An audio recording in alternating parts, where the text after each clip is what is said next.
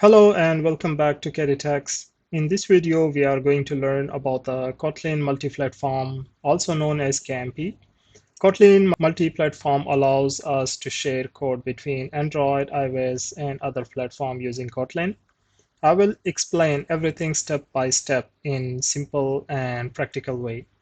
So what do you need for the KMP or Kotlin Multiplatform project? So two things. Number one, the Xcode should be installed in your computer and the Android Studio. If you are using the MacBook, so you will be able to install the Xcode, but if you are using the Windows platform, then you are only able to install the Android Studio and you won't be able to run your iOS application in the simulator. So let's get started. So I will open my Android Studio.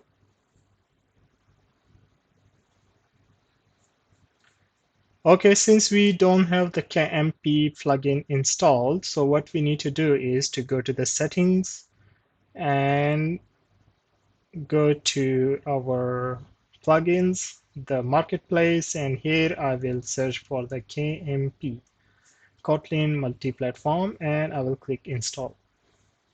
We will wait for our KMP to install. After it's installed, I will just restart my IDE. So once you have installed in your KMP plugin, so what you need to do is to create a new project. Here you need to choose a Kotlin multi-platform app. Click Next. What you need to do here is to just to give your application a name. I will say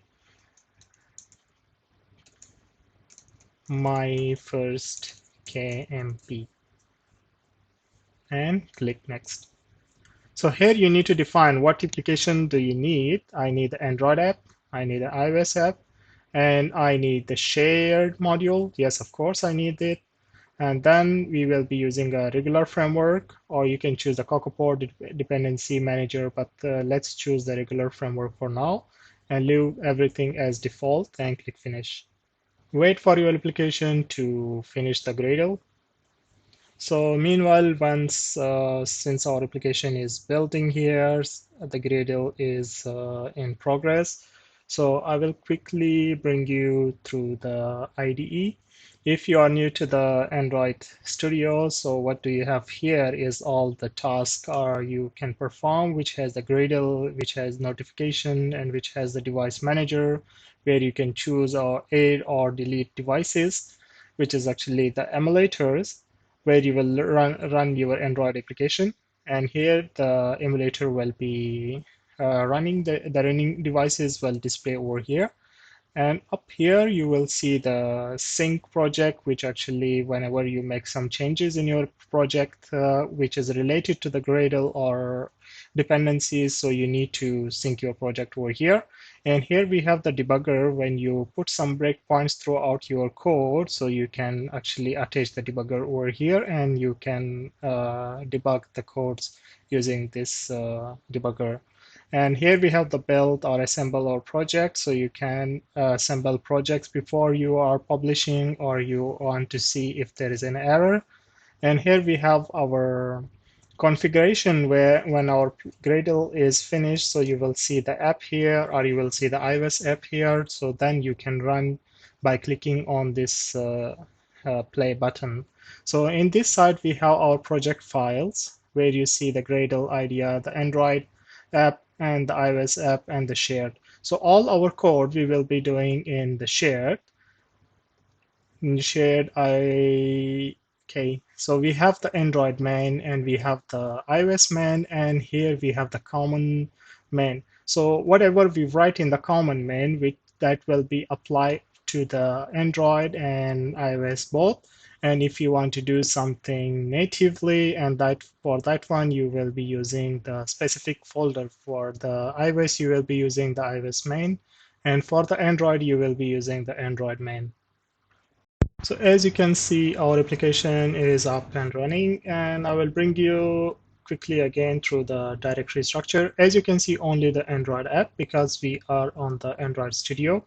So if you want to run the iOS app, you have to run from the Xcode. I will also show you how to run from the Xcode, and let's go through our code first. First of all, let's go to our shared module, and in our shared module, we have a common main. And this common main, we have a file, the Kotlin file, which is called the greetings and the flat form. So the flat form will return us the name of the platform, on which platform we are. Currently, we are on the Android, so it will return the Android. And if we are on the iOS, it will return the iOS.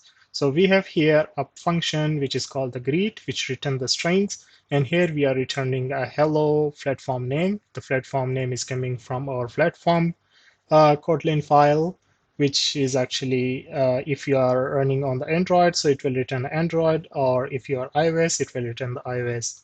And here in the Android file in the main activity, what we do is actually we are calling this greeting view, which is actually defined here as a composable function, and which we pass the string, and then we showing the string as a text.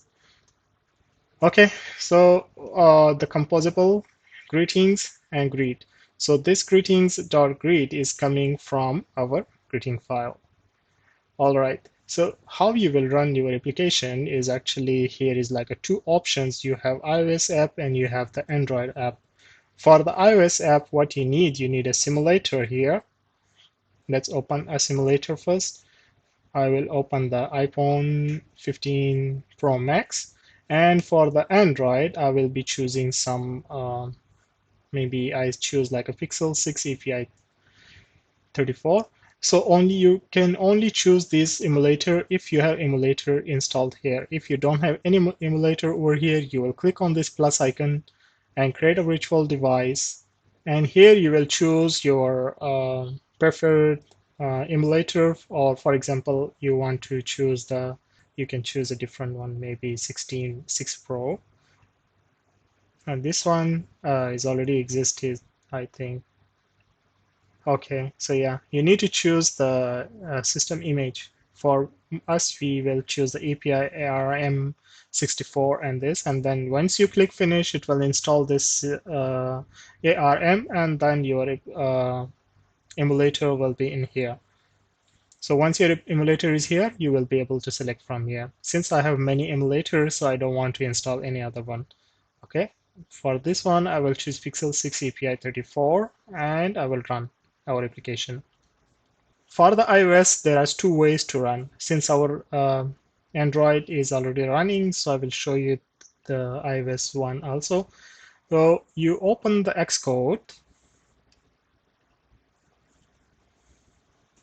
You can directly run from here since the Xcode is already installed. You can directly run from here, or you can directly run from the Xcode also.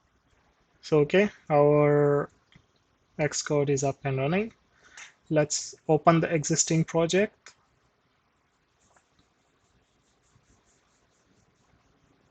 Okay, now let's check where our project initially was. Our project was